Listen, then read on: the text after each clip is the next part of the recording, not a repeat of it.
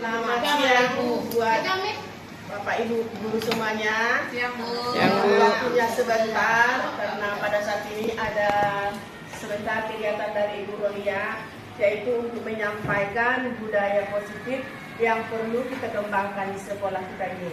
Jadi supaya kita lebih memahaminya, kita berikan waktu dan tempat, kesempatan yang baik untuk Ibu Rolia untuk memaparkannya. Terima kasih. Ibu-ibu, terima kasih atas kesempatan waktunya yang boleh berkumpul bersama.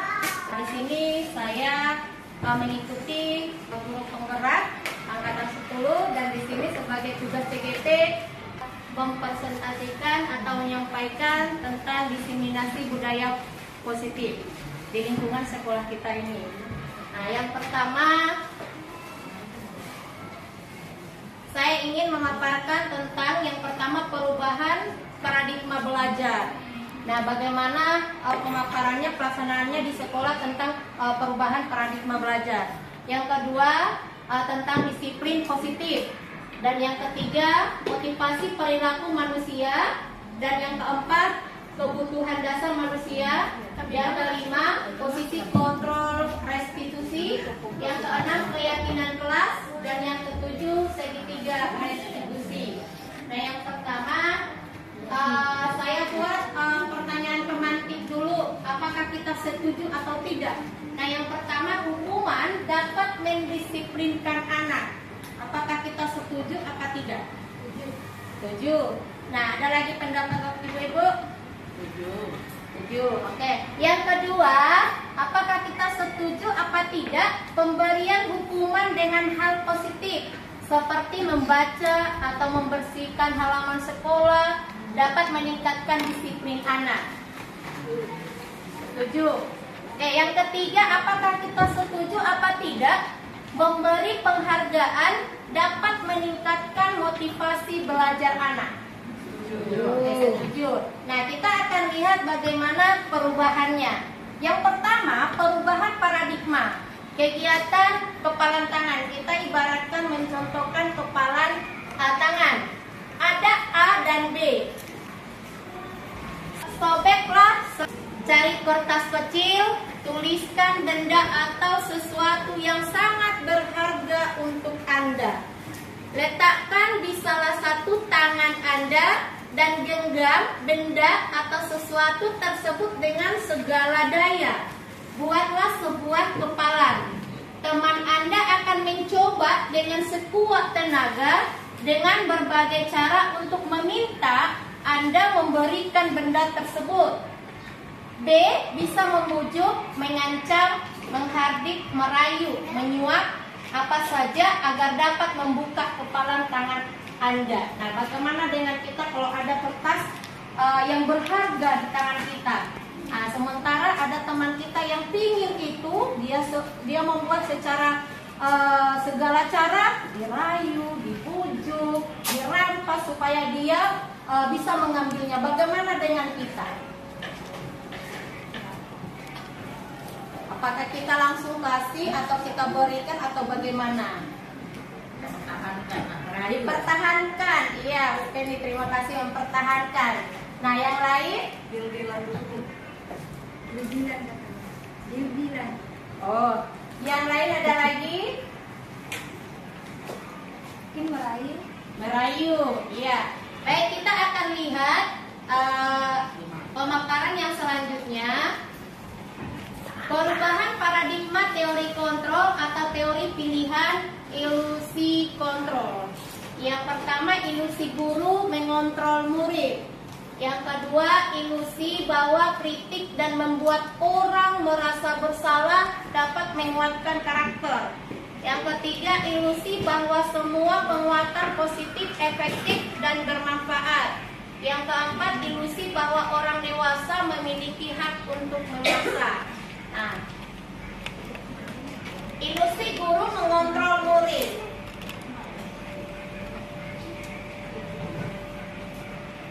Pada dasarnya kita dapat memaksa murid untuk berbuat sesuatu jikalau murid tersebut memilih untuk tidak melakukannya. Walaupun tampaknya guru sedang mengontrol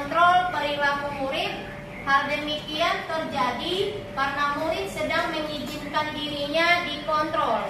Saat itu, bentuk kontrol guru menjadi kebutuhan dasar yang dipilih murid tersebut. Ini teori kontrol menyatakan.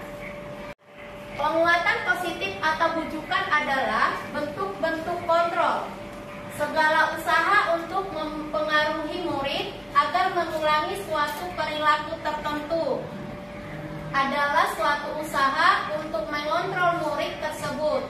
Dalam jangka waktu tertentu, kemungkinan murid tersebut akan menyadarinya dan mencoba untuk menolak bujukan kita, atau bisa jadi murid tersebut menjadi tergantung pada pendapat sang guru untuk berusaha. Ilusi bahwa kritik dan membuat orang merasa bersalah dapat menguatkan karakter. Menggunakan kritik dan rasa bersalah untuk mengontrol murid menuju pada identitas gagal. Mereka belajar untuk merasa murid tentang diri mereka. Mereka mengembangkan dialog diri yang negatif.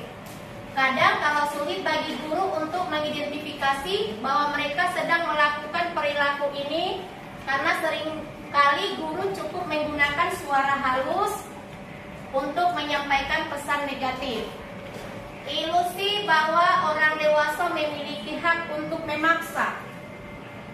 Banyak orang dewasa yang percaya bahwa mereka memiliki tanggung jawab untuk membuat murid-murid berbuat hal-hal tertentu. Apapun yang dilakukan dapat diterima selama ada sebuah kemajuan berdasarkan sebuah pengukuran kinerja. Pada saat itu pula orang dewasa akan menyadari bahwa perilaku memaksa tidak akan efektif untuk jangka waktu panjang dan sebuah hubungan permusuhan akan terbentuk. Di sini kita lihat perubahan paradigma stimulus respon teori kontrol, teori pilihan. Siapa sesungguhnya yang memiliki kontrol? Nah, stimulus respon dan ada teori kontrol atau pilihan.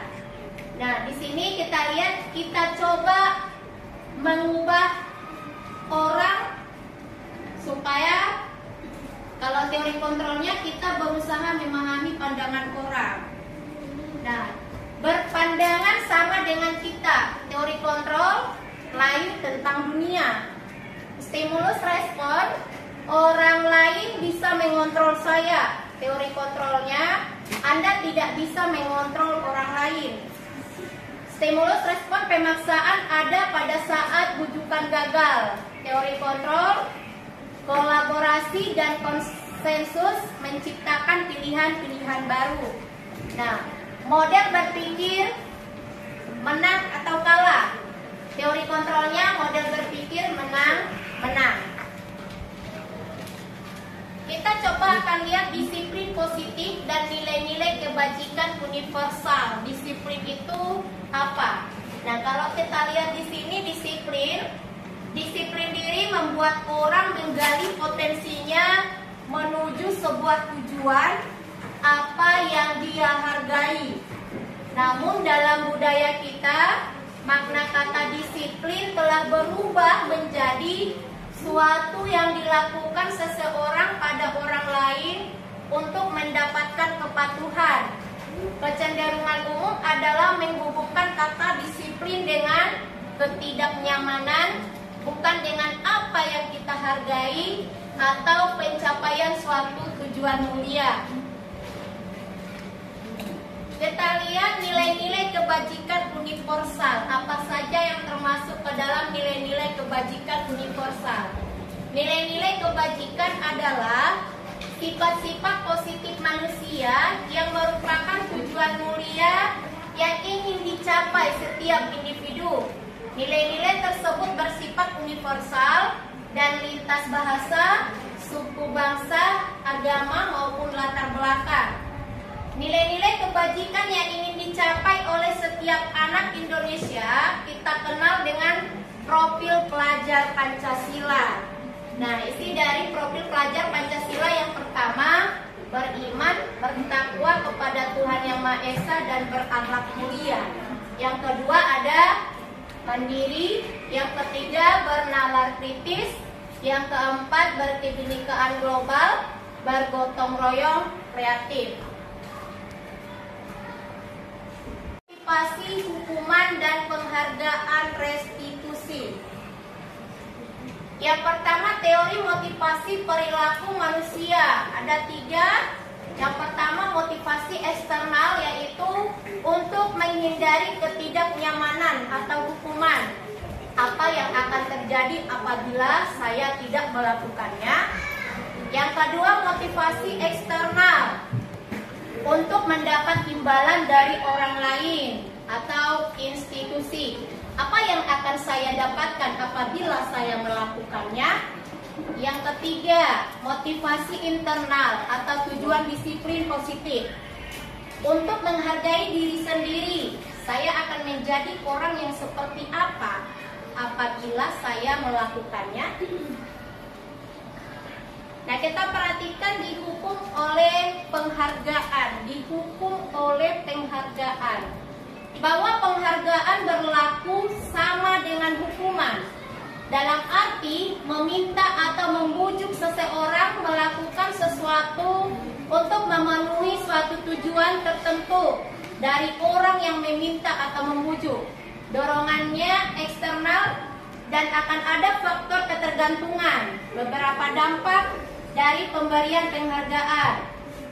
Yang pertama, pengaruh jangka pendek dan jangka panjang.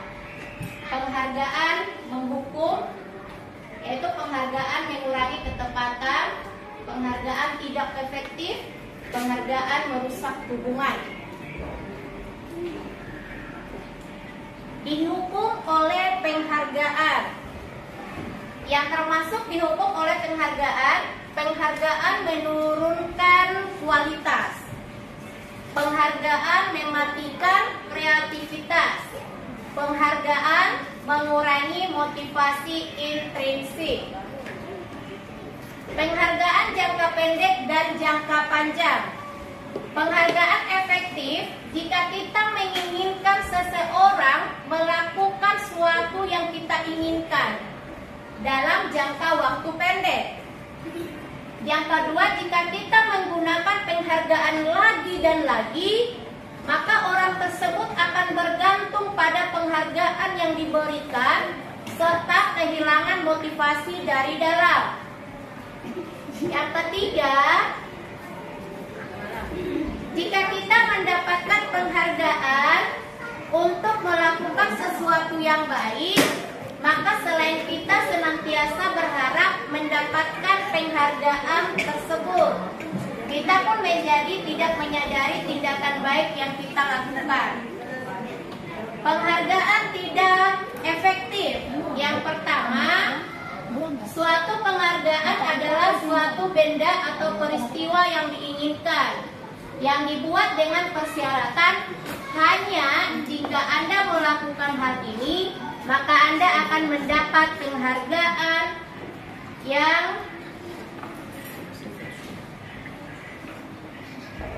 mengharapkan suatu penghargaan dan tidak mendapatkannya, maka saya akan kecewa. Jika kita memberikan seseorang suatu penghargaan untuk melakukan sesuatu, maka kita harus terus-menerus memberikan penghargaan itu jika kita ingin orang tersebut meneruskan perilaku yang kita inginkan. Orang yang berusaha berhenti merokok atau orang yang berusaha diet menguruskan badan, bila diberikan penghargaan hampir pasti tidak berhasil. Yang kedua, penghargaan merusak hubungan. Nah, yang termasuk ke dalam penghargaan merusak hubungan, yang pertama, ketika seorang diberi penghargaan atau dipuji di depan orang banyak, maka yang lain akan merasa iri dan sebagian dari mereka akan tidak menyukai orang yang diberikan penghargaan tersebut. Yang kedua, jika seorang guru sering memberikan penghargaan kepada murid-muridnya, besar kemungkinan murid-muridnya termotivasi hanya untuk menyenangkan gurunya mereka tidak akan bersikap jujur kepada guru tersebut. Yang ketiga, penghargaan menciptakan persaingan di dalam kelas dan persaingan menciptakan kecemasan. Yang keempat, mereka yang percaya bahwa mereka tidak memiliki kesempatan untuk mendapatkan penghargaan akan berhenti mencoba. Nah, yang penghargaan mengurangi kesepakatan, penghargaan mengurangi ketepatan. Dalam sebuah percobaan, sekelompok anak laki-laki berusia sekitar 9 tahun diminta untuk melihat gambar-gambar wajah yang ditampilkan di layar, dan mereka harus memberitahukan jika wajah-wajah tersebut sama atau berbeda, gambar tersebut hampir sama. Beberapa dari mereka diberi penghargaan dalam bentuk uang pada saat mereka memberikan jawaban benar, sementara sebagian yang lain tidak. Dan hasilnya, anak laki-laki yang dibayar membuat lebih banyak kesalahan. Penghargaan menurunkan kualitas. Pengamatan dilakukan pada sekelompok mahasiswa atau mahasiswi yang sedang bekerja praktik di sebuah surat kabar universitas. Saat itu mereka sedang belajar menuliskan sebuah artikel tentang sebuah judul berita utama. Seiring waktu, mahasiswi tersebut semakin mampu bekerja dengan cepat. Kemudian ada beberapa mahasiswa-mahasiswi yang dibayar untuk setiap judul berita utama yang mereka mampu hasilkan. Dan setelah beberapa lama, mahasiswa-mahasiswi yang dibayar ini hasil kinerjanya berhenti berkembang. Mereka yang tidak menerima bayaran terus berupaya mengasah diri menjadi lebih baik. Penghargaan mematikan kreatif. Murid-murid diminta berpikir mengenai hadiah atau penghargaan yang bisa mereka dapatkan bila berhasil menulis sebuah puisi. Kreativitas kelompok murid-murid ini menjadi berkurang dibandingkan dengan yang tidak diberitahukan tentang hadiah yang bisa mereka terima. Penghargaan menghukum. Penghargaan menghukum mereka yang tidak mendapatkan penghargaan, misalnya dalam sistem ranking. Mereka yang mendapatkan ranking kedua akan merasa paling dihukum. Yang kedua, memberikan penghargaan dan hukuman adalah hal yang sama, karena keduanya mencoba mengendalikan perilaku seseorang. Yang ketiga, karena orang pada dasarnya tidak suka dikendalikan dalam jangka waktu lama, penghargaan akan terlihat sebagai hukuman. Jika suatu penghargaan diharapkan, namun Anda tidak mendapatkannya, Anda akan merasa dihukum. Yang termasuk ke dalam motivasi dari dalam diri atau yang disebut dengan intrinsik. Yang pertama, saat seorang anak belajar untuk pertama kali, menggabungkan huruf-huruf dan kata-kata, serta menyadari bahwa ia dapat membaca, timbul pijar di matanya dan sebuah senyuman di wajahnya. Anak tersebut begitu gembira bahwa ia telah mempelajari dan menguasai suatu keterampilan baru.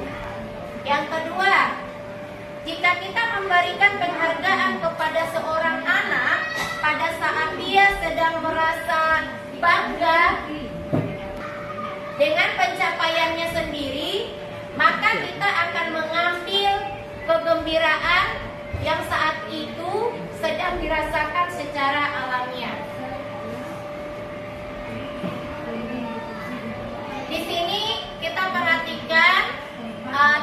perbedaan hukum dan konsekuensi. Nah, tindakan guru yang seperti apa dan hukumannya yang seperti apa. Yang pertama kita lihat mencatat 100 kali di dalam buku kalimat. Saya tidak akan terlambat lagi karena terlambat ke sekolah. Nah, yang ini apakah dia hukuman atau konsekuensi? Hukuman. Yang kedua, lari mengelilingi lapangan basket 2 kali karena terlambat hadir di sekolah. Ini apakah termasuk hukuman atau konsekuensi? Ya, yang ketiga, murid diminta untuk push up 15 kali karena tidak menggunakan masker ke sekolah. Apakah ini termasuk hukuman atau konsekuensi? Hukuman. Menggantikan kertas tugas teman yang telah dicoret-coret. Hukuman. Membersihkan tumpahan air di meja tulis karena tersenggol pada saat belajar. Ya, termasuk konsekuensi. Nah, murid disuruh untuk mengenakan sepatu seharian di sekolah karena tidak mengenakan sepatu hitam. Apakah ini termasuk hukuman atau konsekuensi? Konsekuensi. Nah, yang terakhir, lari mengelilingi lapangan basket 2 kali karena terlambat 10 menit untuk pelajaran PJOK. Apakah termasuk hukuman atau konsekuensi? Hukuman. Nah, inilah yang kita perhatikan tindakan guru dengan hukuman atau konsekuensi. Ya, tadi yang beberapa teman guru yang sudah menjawab mencatat 100 kali di dalam buku kalimat, saya tidak akan terlambat lagi, itu termasuk hukuman. Nah, lari mengelilingi lapangan basket 2 kali karena terlambat hadir di sekolah, termasuk hukuman. Ya. Murid diminta untuk push up 15 kali karena tidak menggunakan masker ke sekolah, termasuk hukuman. Menggantikan kertas tugas teman yang telah dicoret-coret, konsekuensi. Membersihkan tumpahan air di meja tulis karena tersenggol pada saat belajar, termasuk konsekuensi. Murid disuruh untuk tidak mengenakan sepatu seharian di sekolah karena tidak mengenakan sepatu hitam. Ya, termasuk hukuman. Lari mengelilingi lapangan basket 2 kali karena terlambat 10 menit untuk pelajaran PJOK, termasuk konsekuensi. Ya, berarti ibu-ibu guru sudah hebat. Yang berikutnya kita lihat di sini. Yang kita perhatikan di sini tentang identitas gagal. Identitas gagal itu termasuk salah satunya hukuman. Contoh hukuman, yang pertama, sesuatu yang menyakitkan harus terjadi. Yang kedua, tidak nyaman untuk murid atau anak untuk jangka waktu panjang. Yang ketiga, korban mendapatkan keadilan.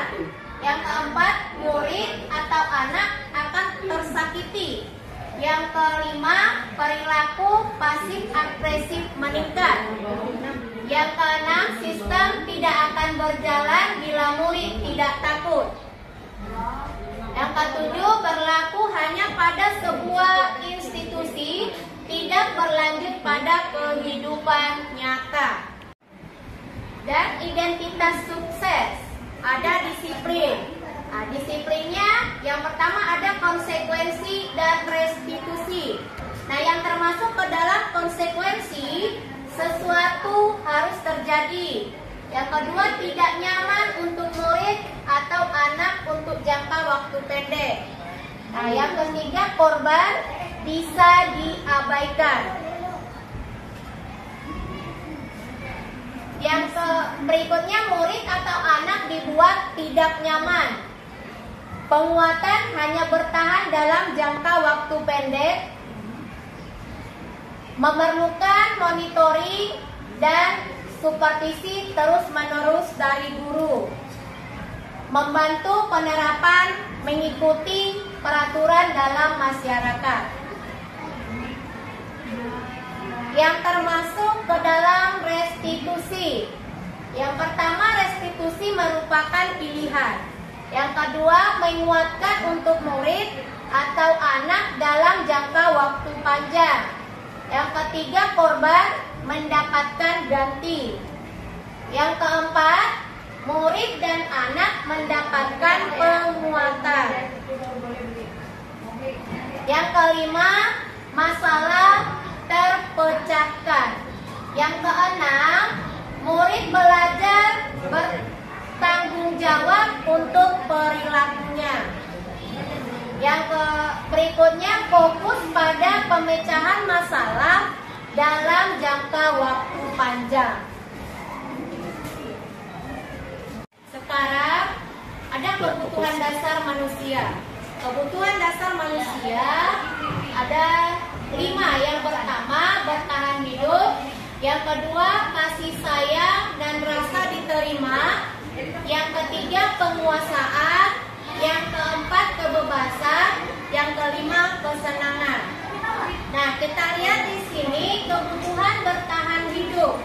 Kebutuhan bertahan hidup adalah kebutuhan yang bersifat fisiologis untuk bertahan hidup, misalnya kesehatan, rumah, makanan. Yang kedua, kasih sayang dan rasa diterima atau kebutuhan untuk diterima. Kebutuhan untuk disayangi dan diterima meliputi kebutuhan akan hubungan dan koneksi sosial. Kebutuhan untuk memberi dan menerima kasih sayang, dan kebutuhan untuk merasa menjadi bagian dari suatu kelompok. Yang ketiga, penguasaan atau kebutuhan pengakuan atas kemampuan.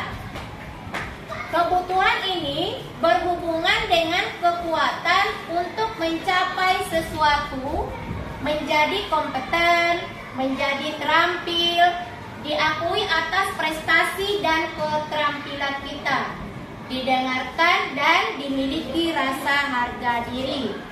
Yang keempat, kebebasan atau kebutuhan akan pilihan. Kebutuhan untuk bebas adalah kebutuhan akan kemandirian, otonomi, memiliki pilihan, dan mampu mengendalikan arah hidup seseorang. Yang kelima, kesenangan atau disebut dengan kebutuhan untuk merasa senang. Kebutuhan akan kesenangan adalah kebutuhan untuk mencari kesenangan, bermain, dan tertawa. Bayangkan hidup tanpa kenikmatan apapun, betapa menyedihkan. Glaser menghubungkan kebutuhan akan kesenangan dengan belajar. Di sini kita lihat ada 5 posisi kontrol. 5 posisi kontrol yang kita perhatikan. Nah, kita sebagai guru di sekolah memiliki 5 posisi kontrol. Yang pertama, penghukum. Yang kedua, pembuat rasa bersalah. Yang ketiga, sebagai teman. Yang keempat, pemantau. Yang kelima, sebagai manajer.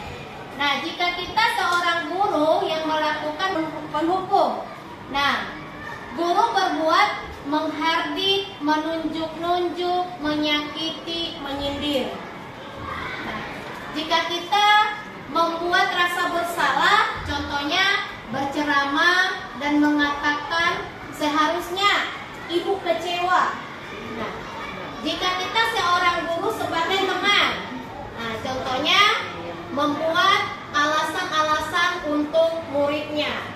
Nah, jika kita sebagai seorang guru pemantau, contohnya menghitung dan mengukur. Jika kita seorang guru sebagai manajer, mengajukan pertanyaan-pertanyaan. Nah, yang kedua, jika kita seorang guru penghukum, guru berkata, kalau kamu tidak melakukannya, awas ya, rasakan. Nah, jika kita sebagai guru pembuat rasa bersalah, guru berkata, kamu seharusnya, kamu sudah tahu, ibu lelah sekali mengatakannya, ibu stres. Nah, jika kita sebagai guru, sebagai teman, Guru berkata, ayolah lakukan demi ibu. Masa kamu tidak mau? Ingat, tidak ibu pernah bantu. Jika kita sebagai guru pemantau, guru berkata, apa peraturannya? Jika kita sebagai guru seorang manajer, maka guru berkata, apa yang kita yakini, apa yang bisa kau kerjakan untuk memperbaiki masalah ini. Jika kita perhatikan di sini posisi kontrol sebagai penghukum. Guru berkata, kalau kamu tidak melakukannya, awas ya, rasakan. Nah, yang kedua, pembuat merasa bersalah. Guru berkata, kamu seharusnya, kamu sudah tahu. Ibu lelah sekali mengatakannya, ibu stres. Nah, yang ketiga, kita sebagai guru, sebagai teman, guru itu berkata, ayolah, lakukan demi ibu. Masa kamu tidak mau? Nah, ingat, tidak ibu pernah bantu. Yang keempat, jika kita seorang guru sebagai pemantau, maka guru itu berkata, apa peraturannya? Nah, yang kelima, jika kita seorang guru sebagai manajer, guru berkata, apa yang kita yakini, apa yang bisa kau kerjakan untuk memperbaiki masalah ini. Nah, jadi dari 5 posisi kontrol itu, di mana yang lebih enak kita ambil? Nah, kita mencontohkan diri kita seorang guru dari yang 5 ini, yang kita pilih itu sebagai yang mana? Apakah penghukum? Apakah membuat merasa bersalah? Apakah sebagai teman? Apakah sebagai pemantau? Atau sebagai manajer? Nah, yang sering kita lakukan itu di kelas kita adalah sebagai penghukum. Iya.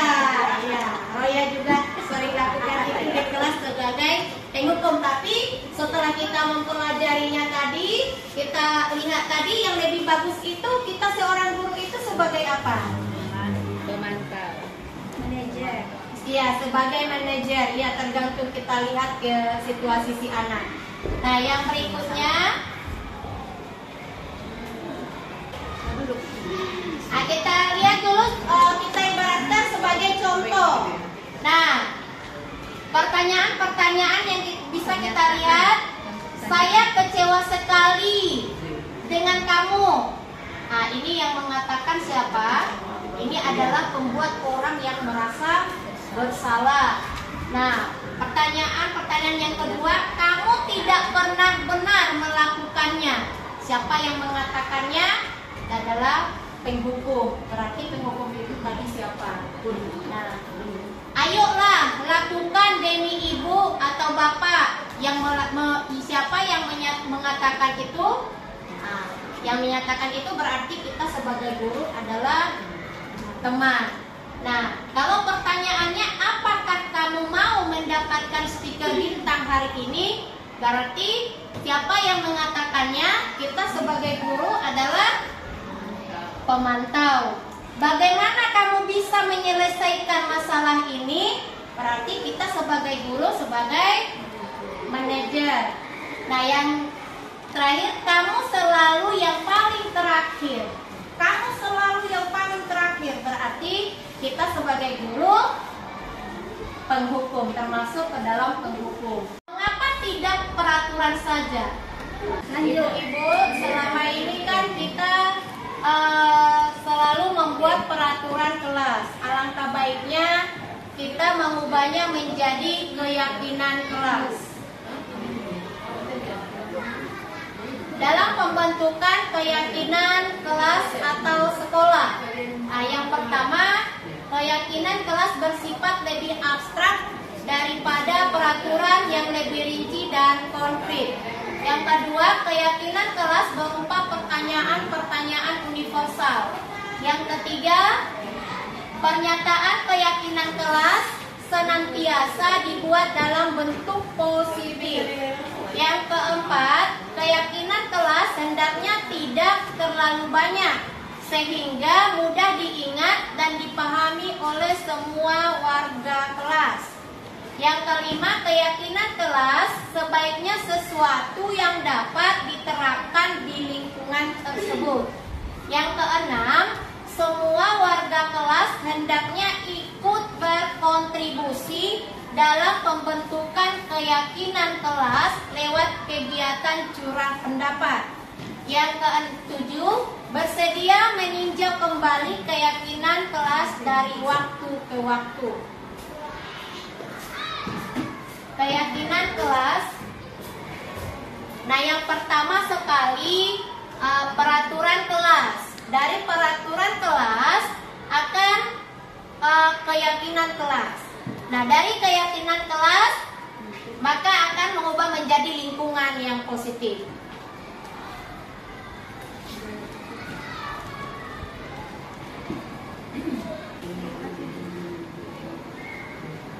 Yang termasuk ke dalam peraturan, selalu kembalikan buku ke tempatnya. Yang kedua, dilarang mengganggu orang lain. Yang ketiga, hadir di sekolah 15 menit sebelum pembelajaran dimulai. Yang keempat, dilarang melakukan kekerasan. Yang kelima, dilarang menggunakan narkoba. Yang keenam, bergantian atau menunggu giliran. Yang ketujuh, menggunakan masker. Yang kedelapan, jangan berlari di kelas atau koridor. Nah, yang termasuk ke dalam keyakinan kelas, tanggung jawab, menghormati orang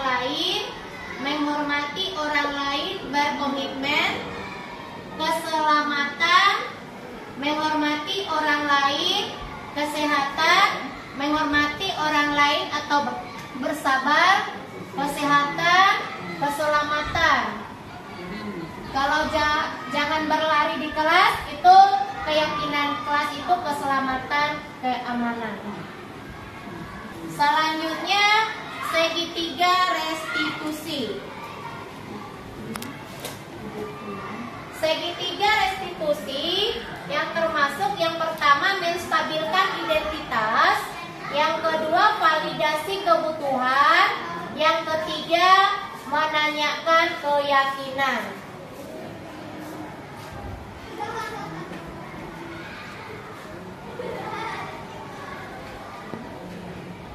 Apa itu restitusi? Restitusi adalah proses menciptakan kondisi bagi murid yang memperbaiki kesalahan mereka sehingga mereka bisa kembali pada kelompok mereka dengan karakter yang lebih kuat. Ciri-ciri restitusi yang membedakannya dengan program disiplin lainnya. Yang pertama, bukan untuk menebus kesalahan, namun untuk belajar dari kesalahan. Yang kedua, memperbaiki hubungan. Yang ketiga, tawaran, bukan paksaan. Yang keempat, restitusi menuntut untuk melihat ke dalam diri. Yang kelima, restitusi mencari kebutuhan dasar yang mendasari tindakan. Yang keenam, restitusi diri adalah cara yang paling baik. Yang ketujuh, restitusi fokus pada karakter bukan tindakan. Yang kedelapan, restitusi fokus pada solusi. Yang kesembilan, restitusi mengembalikan murid yang berbuat salah pada kelompoknya.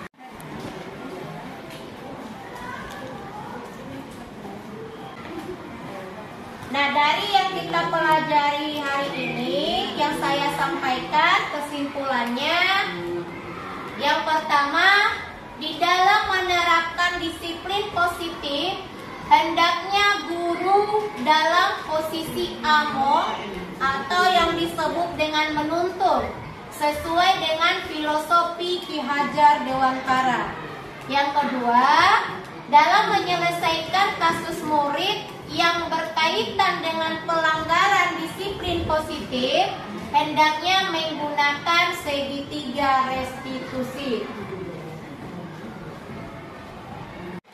Oke, Ibu ya, saya mau bertanya. dimaksud dengan restitusi itu? Oke.